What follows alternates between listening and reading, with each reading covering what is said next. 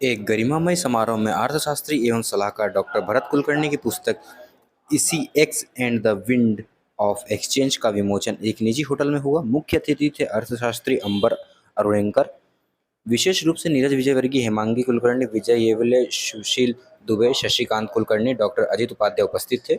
अपनी पुस्तक के बारे में कुलकर्णी ने कहा कि यूएन के आग्रह पर में एक दशक पहले अफ्रीका देश इथोपिया गया था। उस वक्त वहाँ की अर्थव्यवस्था बड़ी खराब थी। मैंने और 4 देशों के आर्थिक विशेषज्ञों ने वहाँ 4 वर्ष से अधिक समय काम किया, जिसका परिणाम अच्छा रहा। इथोपिया की तकदीर ही बदल गई। लोगों की क्रय शक्ति बढ़ने के साथ साथ बाजारों की रौनक बढ़ी, किसानों को भी अपनी फसल के सही दाम मिलने लगे और व्यापार वर्ग भी खुश हुआ। ये सारे अनुभव और चुनौतियाँ हैं इस पुस्तक में। अंबर अरुणेकर ने कहा कि भारत से दूर अफ्रीका देश में रहना और उसमें समझना आसान नहीं, क्योंकि वहाँ का कल्चर, खान पान, जीवन शैली एकदम अलग है और एक पुस्तक लिखना भी कठिन है। इससे दूसरे को भी प्रेरणा मिलेगी। नीरज विजयवर्गीय ने कहा कि डॉक्टर कुलकर्णी ने इथोपिया में डाटा एकत्रित किया, जो सामान्य बात नहीं है। यह जानकारी मीडिया प्रभारी प्रवीण जोशी ने दी। इस मौके पर मनोवैज्ञानिक की छात्रा उर्वी कुलकर्णी के कविता संग्रह द वेज ऑफ वर्ल्ड पर चर्चा हुई। अपने प्रथम कविता संग्रह पर कहा कि 70 कविताएं हैं जो हर विषय पर, खासकर ध्यान, योग और मन पर। हर कविता मेरे दिल के करीब है, जो मैंने एकांत में बैठकर लिखी। नित्य परमार ने कहा कि 17 वर्ष की उम्र में इतनी सुंदर कविताएं लिखकर उर्वी ने बता दिया कि वो भविष्य की एक बड़ी राइटर बनने जा रही हैं। हर कविता में एक दृष्टि जो पाठकों को सोचने के लिए बाध्य करेगी। उर्वी के नेचर अधिक पसंद है, जो उसकी कविताओं में साफ झलकता है। श्रीमती रूना कुलकर्णी ने बताया कि 17 वर्ष की उर्मी ने इतनी सुंदर कविता लिख पाई क्योंकि उनकी योग और आध्यात्म में गहरी रुचि है और ईश्वर में उनका पक्का विश्वास है। इस पुस्तक का प्रकाशन notionpress.com ने किया और सैकड़ों प्रतियां हाथों हाथ बिक गई। अतिथि स्वागत डॉक्टर भरत कुलकर्णी, श्रुति राजीव शर्मा, अनिल जोशी, आशुतोष कौशिक, जय अग्रवाल, राजीव शर्मा, ऋतिक गर्ग ने किया। इस मौके पर अक्षय वोरा, रविंद्र कुलकर्णी सहित बड़ी संख्या में कला प्रेमी उपस्थित थे। एकदम मूव करती है, तो वो I choose to write it rather than किसी से बात। I seriously consider her to be a very smart girl because when book launch event we have witnessed today of both of my dear ones like my husband and my daughter Urvi Kulkarni. First and foremost, I want to express our deepest gratitude to this event.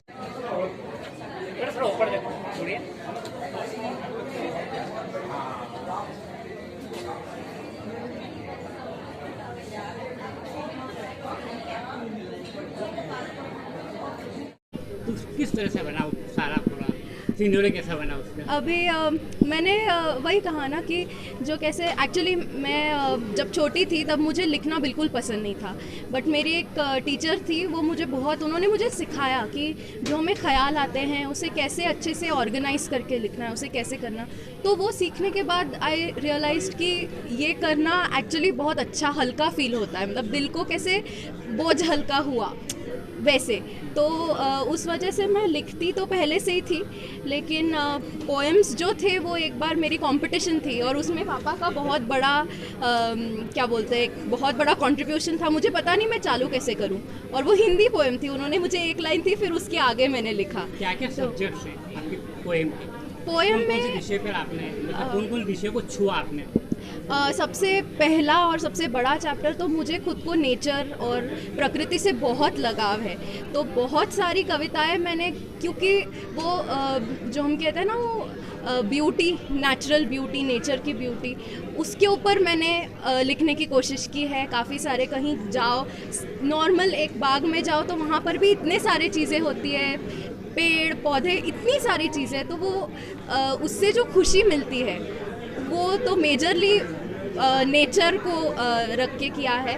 बाकी life experiences होते हैं, काफ़ी सारी चीज़ें, नए नए रोज़ हम लोगों से मिलते हैं, कोई अच्छे एक्सपीरियंसेस है, कोई बुरे एक्सपीरियंसेस है, तो उन सबको एक लिखने की कोशिश। पुस्तक का नाम बता दीजिए और आपका नाम बता दीजिए। जी, मेरा नाम उर्वी कुलकर्णी है और मेरे पुस्तक का नाम the weave of words. First है सर? जी पहली है। Sir, 2 minute. सर आपको इधर देखना। जी सर। सर आज आपकी नई बुक लॉन्च हुई, नई बुक मतलब एक नए बच्चे का जन्म होना, तो उसके बाद एक जो फीलिंग होती है, आज आप किस तरह की फीलिंग हो रही है? बहुत बहुत खुशी हो रही है क्योंकि 10 साल से मैं इस किताब को लिखना चाह रहा था। कई चीज़ें मैंने बचा के रखी थी कि जो मुझे किताब में लिखनी है, और आज वो किताब लिख के लोगों के बीच में आई है, तो बहुत ज़्यादा खुशी है इस बात की। इस किताब में क्या है सर? ये किताब में हमने जो इथोपिया में काम किया है, मैं संयुक्त राष्ट्र संघ में था और उस वक्त हमने एक बहुत बड़ा प्रोजेक्ट किया था इथोपिया में, जो संयुक्त राष्ट्र संघ की मदद से हुआ था, और आज पूरे अफ्रीका में उस चीज़ को रेप्लिकेट या उस चीज़ को वापस अलग अलग देश भी उसको अपना रहे हैं। तो वो किस तरीके से हमने किया, किस तरीके से वहाँ पे क्या हमको चुनौतियाँ आई और किस तरीके से हमने उसको ठीक किया, और उसकी पूरी कहानी है। तो मेरे जो 5 साल इथोपिया के हैं में रहे, उसकी कहानी है पूरी। ये तो पूरा क्रिएशन है, पर फिर भी क्या चैलेंजेस है, एक आधे कुछ आप बताना। चीज़ें बहुत, अब 10 साल हो गए इस चीज़ को, तो मतलब इथोपिया में हमने जैसे किया तो एक पूरे मार्केट स्ट्रक्चर को, या जो हम किसी बाजार व्यवस्था को बदलना, वो बहुत आसान नहीं होता है, हमने हिंदुस्तान में भी देखा है। तो उस चीज़ को बदलना और उस चीज़ को बदल के एक नई व्यवस्था को स्थापित करना जो लोगों को पसंद आए, लोग उसको अपने इस्तेमाल करना शुरू करें, वो बहुत बड़ा चैलेंज था, और उस चीज़ में अच्छे से हम कर पाए, ये बहुत खुशी की बात है। सर आप इंडियन हैं, आप इथियोपिया में रहे, दोनों का कल्चर, खान पीन, तो उसको आपने किस तरह से एडजस्ट करा? वहाँ पे कल्चर खाने में बहुत अलग है, लेकिन बड़ी बड़ी कई चीज़ें जो हमारे साथ मिलती जुलती हैं। जैसे वहाँ खाने में अंजीरा खाते हैं लोग, हम जैसे पराठा खाते हैं या डोसा खाते हैं, उस तरह का ही है।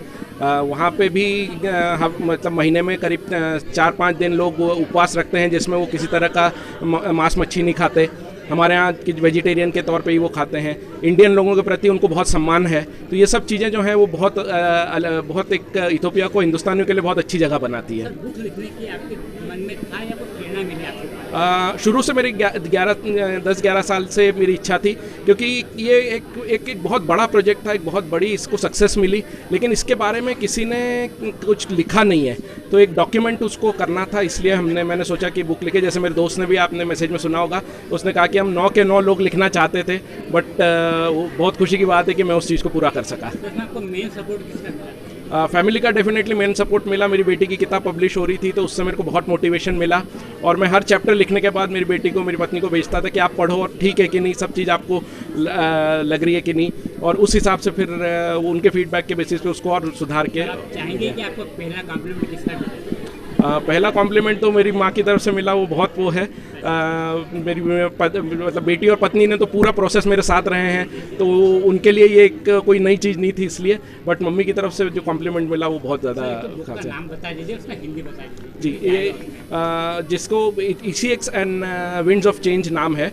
ECX जो है वो इथोपिया कमोडिटी एक्सचेंज का शॉर्ट फॉर्म है, ECX के नाम से जाना जाता है, और विंड्स ऑफ चेंज इसलिए क्योंकि ये बदलाव की बयार हमने वहाँ शुरू करी, एक बदलाव शुरू किया जो आज तक कायम है, तो इसलिए उसका नाम मैंने बदलाव की बयार ऐसे रखा है। मेरा नाम भरत कुलकर्णी, और डॉक्टर भरत कुलकर्णी, और इंदौर का ही निवासी हूँ मैं। भरत की इस यात्रा को बहुत नज़दीक से तो नहीं देखा, लेकिन मुझे हमेशा से पता था कि भरत बहुत मेहनती है।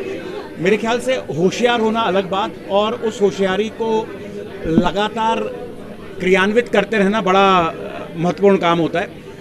तो भरत की इस खुशी पे मैं बहुत अभिभूत हूँ। मुझे पता है उसने बहुत अच्छा काम किया है, और आने वाले कल में जब ये बदलाव की बयार और अफ्रीकी देशों में बहेगी, तो भरत को, हिंदुस्तानियों को बहुत दुआएं मिलने वाली हैं वहाँ पर।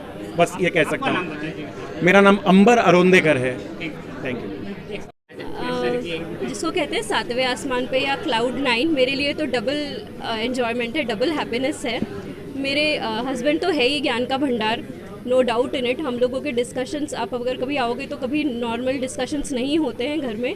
मेरी बेटी भी बहुत ज़्यादा इंस्पायरिंग लेडी कहूँगी एट दिस एज, मतलब इस एज में इतना मैच्योर्ड और इतने क्लियर थॉट्स बहुत कम सुनने को आपको मिलेंगे। लेकिन ये ओवरऑल एक फैमिली का ही एक होता है, जैसे मम्मी पापा भी और हम भी काफ़ी बार हम लोग डिस्कशंस में ही हमारी लाइफ है। हम लोग कोई भी चीज़ को बहुत अच्छे से एक दूसरे के साथ करते हैं। हर सफल पुरुष के पीछे एक सफल महिला का हाथ होता है, तो आपसे पूछ रहे हैं कि आप उसको कितना स्वीकार करती हैं? देखिए, मैं सिर्फ साथ देने का काम करती हूँ, बाकी टैलेंट तो उन दोनों का अपना अपना ही है। मैं सिर्फ हर इस मोड़ पे उनके साथ हूँ और हमेशा रहूँगी।